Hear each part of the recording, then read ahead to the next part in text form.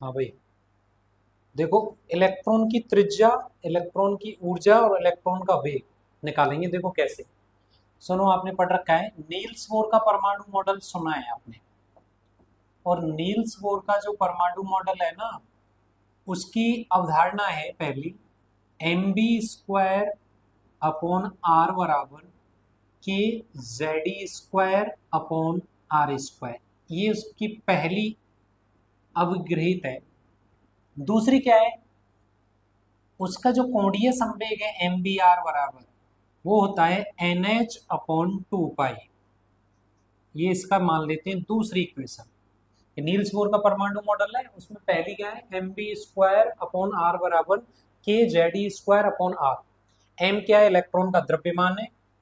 We वेग है। Are त्रिज्या है। ये बोल्ट्जमान स्थिरांक है। ये आपके परमाणु क्रमांक है। ई क्या है, इलेक्ट्रॉन पे आवेश। और ये इलेक्ट्रॉन की त्रिज्या। त्रिज्या निकालनी है हमें। देखो यहां से हम करें, v बराबर क्या होगा, N H divided by two pi M R. ये v आ गया।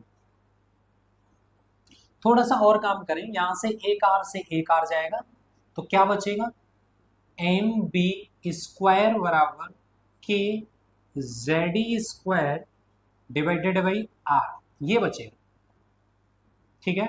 अब देखो, हम ये जो v का मान है, यहां से इस v का मान इस जगह रख दें, इसको इक्वेशन नया दे देते हैं 3। v का मान समीकरण 3 में नमस्ते रखने दोस्त, पर बस एक उम्मीद लाया हूँ। आप वीडियो देखो तो कैसे प्यार से रखेंगे। देखते हो, लेकिन मुझे भूल जाते हो। सीधा आपकी है, एक छोटी सी क्लिक मेरे लिए बहुत एन बड़ी खुशी है। है आप ये अपने पास v, ये रहा मान N H upon two pi M are का क्या कर देंगे, स्क्वायर बराबर के, बाकी तो एज इट इज है, के Z E square divided by बोलो आर। अब देखो स्क्वायर कर दो, एम क्या बना बोलो, एन स्क्वायर एच स्क्वायर, दो का four, pi square M square है ये, आर स्क्वायर। चलो साफ करके रखते हैं। देखो दोबारा लिखते हैं, क्या लिखेंगे बोलो, M N square H square, four आ गया है ना, pi square M square R square बराबर क्या हो गया, K Z E square divided by R. अब देखो काटने वाले काट दो आप, एम से एम जाएगा, ठीक है, और तो कुछ कटेगा नहीं। एक आर से ए आर जाएगा, आर बच जाएगा अपने पास। देखो यही कर देते हैं। ऊपर क्या बचा, N square H square divided by, देखना, four pi square capital M बच रहा है ना, तो देखो फोर पाई स्क्वायर एम बच रहा है, आर बच रहा है, के बच रहा है, जेड ई स्क्वायर बच रहा है, और कुछ नहीं बच रहा। मुझे आर निकालना है ना, तो देखो आर निकालेंगे हम, डायरेक्ट निकाल रहा हूं मैं, है ना। ये ऊपर जाएगा, N square H square divided by, ये सब नीचे आएगा बोलो, K Z E square four pi square, और ये क्या आएगा बोलो, एम। और आर तो हमारा है। ये आ गई हमारी इलेक्ट्रॉन की त्रिज्या। अब ये इलेक्ट्रॉन की त्रिज्या आई है, तो फिर कैसे काम करेंगे, देखो ध्यान से। क्या वैल्यू आई है, नेक्स्ट स्लाइड पे ले लेते हैं। देखो याद रखना आप, एन स्क्वायर एच स्क्वायर, तो क्या त्रिज्या ये आर बराबर बोलो, N square H square four pi square M, और देख लो एक बार, four pi square M K Z E square.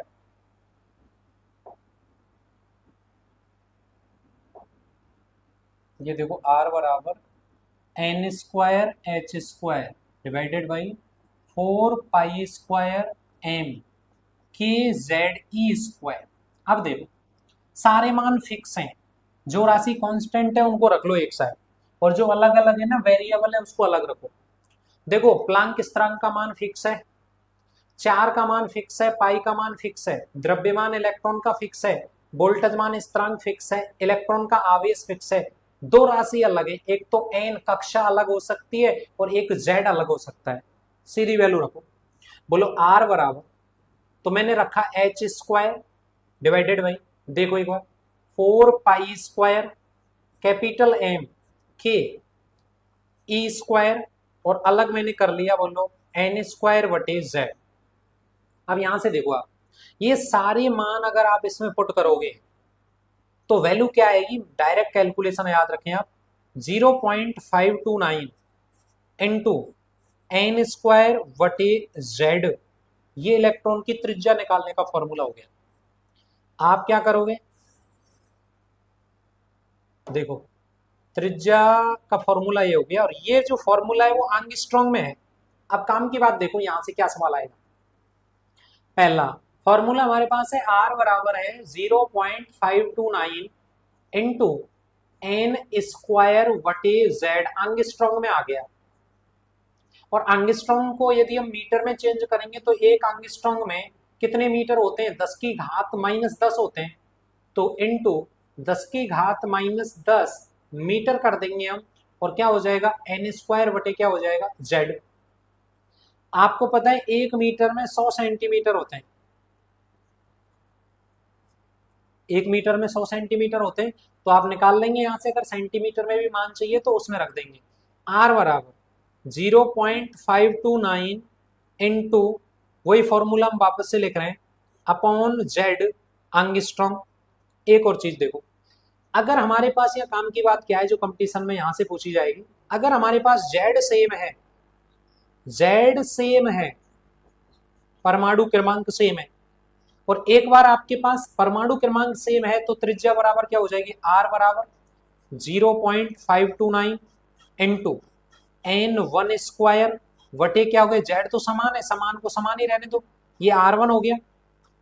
दूसरी इक्वेशन अगर हम लिख सकते हैं R बराबर 0.529 into n2 square divided by क्या आ गया जेड।